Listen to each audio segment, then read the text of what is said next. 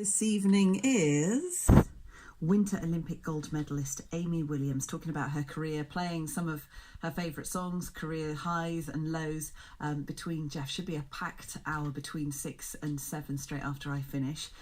For now, though, in our 5 a day, we were hearing about this little cheeky chappie of a seal who ended up 17 miles away the sea, possibly following a fish that it was hoping it would get to swallow, and ending up basking in the sun on the Somerset Levels. This was on Sunday. And they are known to travel inland, but the chances of actually spotting one on the Levels are pretty slim. So we thought we'd have a word with the photographer who managed to spot the seal. This is Somerset wildlife photographer Carl Bovis. He's our expert today, and I asked him about how much of a shock it was to see it. To be honest, I was gobsmacked because you don't expect to see a seal that far inland on a riverbank. No. I'd seen seals once before, and that was at Somerset Island a month ago. It's something I don't see regular anyway, let alone there. Did you actually, were you thinking, is that a seal? Is it something else? No, well, actually I'd had a tip-off.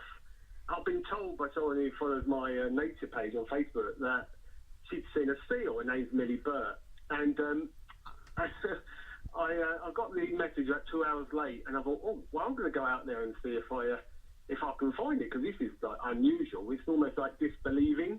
Until I went out there and saw myself, and couldn't find it straight away. And then I walked down the river a little bit, looked over the top, saw some otter tracks.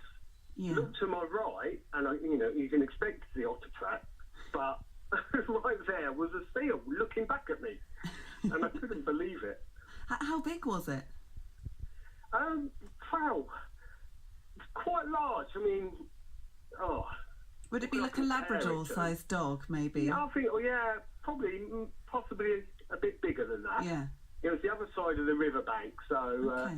I didn't have a lot to judge it on, but it looked smaller than the ones I saw on Somerset Island anyway. Mm. And looking lovely and relaxed and just enjoying the sunshine. It saw me straight away, and it sort of kept its beady eye on me for a little bit, and then just nonchalantly looked away and just ignored me after that. Perfectly happy. So you could get taking photos? Yes, which I did. I made the most of the opportunity, as we nature photographers do. Yeah.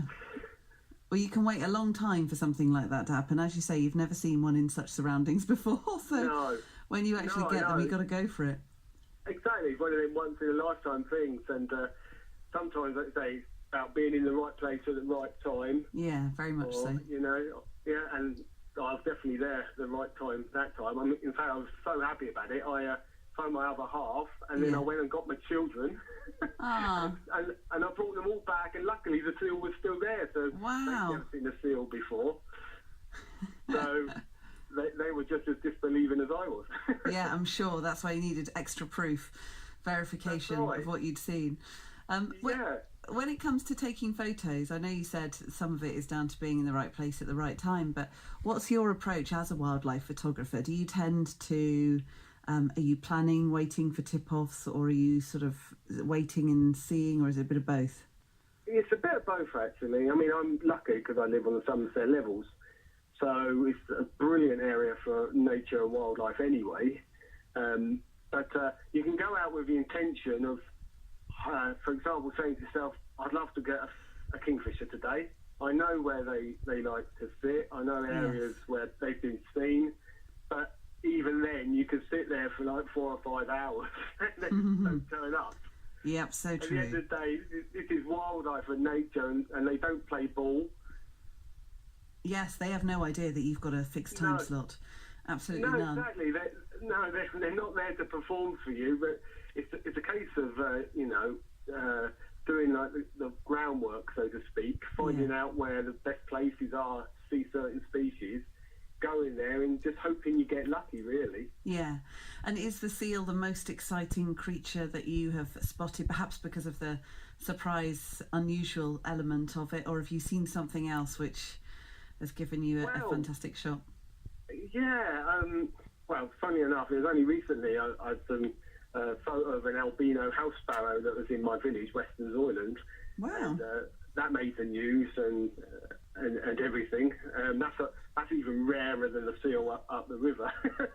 Goodness me. That was in the newspapers and on the ITV News and everything as well. So I've got lucky before, but because I'm more of a birder, really, I think a rare bird turning up somewhere, that's what really gets me excited. Okay, and is there one, apart from the albino house sparrow, is there one that you're keeping your eye on that's been elusive thus far? Well, this year, the Somerset Levels are famous for bitterns. Yes. And I've had no luck this year with them. I've had luck in other years, but I've had no luck. So I've gone to RSPB Hamwall, which is on the Levels, beautiful reserve.